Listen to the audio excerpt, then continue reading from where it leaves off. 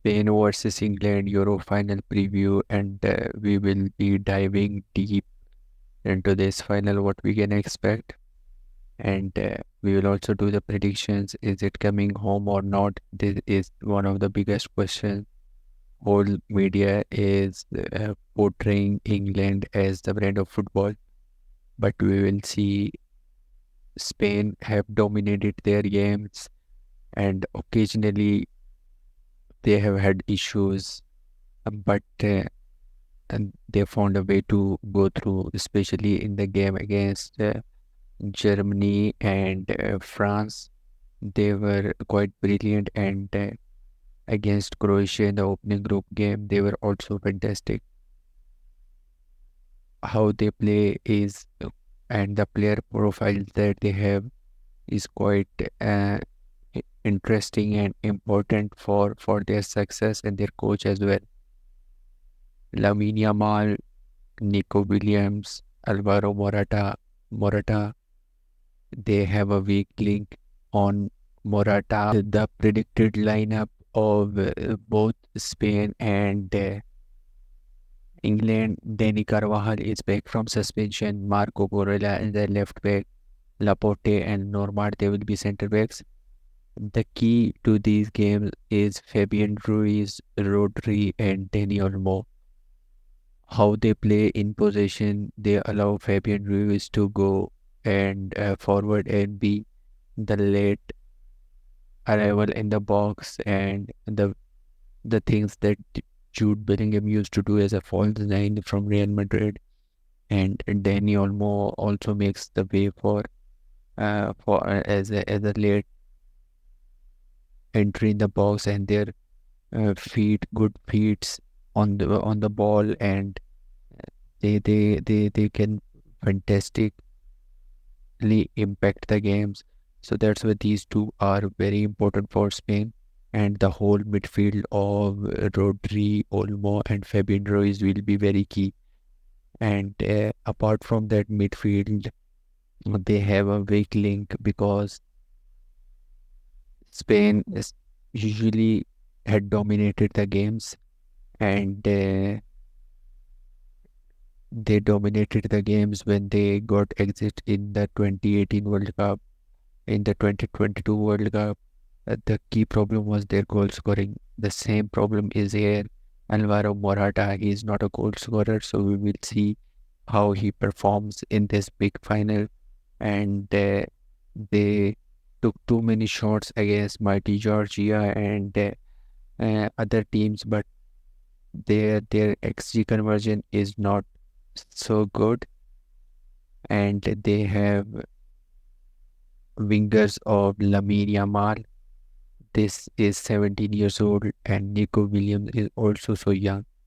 So what they actually do is their more of the attacks are from this side, and they try to separate Lamine Yamal with his man and one wing. Then they try to switch up the play to Lamine Yamal so he can take on his man and he can provide something extraordinary. And we all know on the ball he is fantastic. His passing, his weighted pass, his game awareness is next to not comparable with any of his age mates or 6 7 years younger. And so this is Spain, and England has a lot of problems in their lineup. And number one is this guy Harry Kane.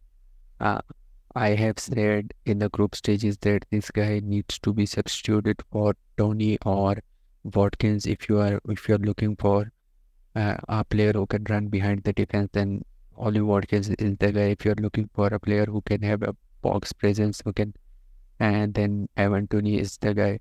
But Harry Kane, I completely understand why Harry Kane is playing, because he's a big name player. He has scored a lot of goals for England, and he can give a moment where he can score a goal, and that moment can decide the game. This is the whole reason that he is on this lineup, and his general play, he slows down the forward play. And Jude Bellingham, Phil Foden, I don't know why they both are in the same lineup, and still England made into this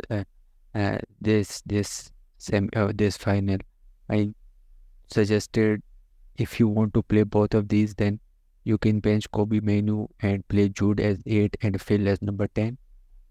Then you can have extra winger, but now they are going for 3-4-2-1 formation that Gareth Southgate is playing, and we will see Kobe will be very important tomorrow. Declan will be very important, and we will see how they try to man mark Rodri, Fabian Ruiz and Dani Olmo. We see Germany did this to good extent. They man mark these guys, and they were not creating much. So this is it. It will be Mark Guehi out of possession. Luke Shaw versus Lamine Yamal. We will see how Luke Shaw perform. Is coming from a long lay injury layoff, and he has not played a lot of games. Bukayo Saka will be up against Marco Corella, and we will see how he performs. And then he actually is very vital in this England lineup as he defends too much.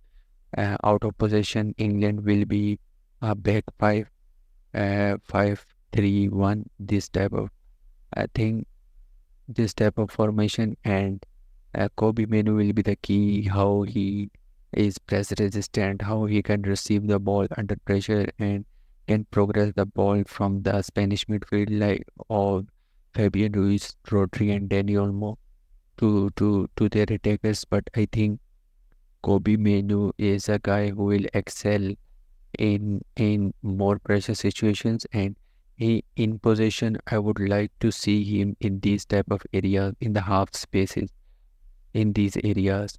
If Kobe can get a ball in this area, I think in this area of the pitch he has more qualities than Jude Bellingham. He can take care of ball. He can make some simple yet effective passes. He can score a goal. He's good on the ball, so he will give you a goal. If you play him here, he will give you a goal in these areas, in the half spaces. We saw took a shot here, and we saw at one occasion he received the ball in this place and then carried the ball up till here. And he will be the key. Declan Rice, number 6. He is one of the good players that England have over the years in the midfield to screen the defense. The defense of Kyle Walker will be very important against Nico Williams, and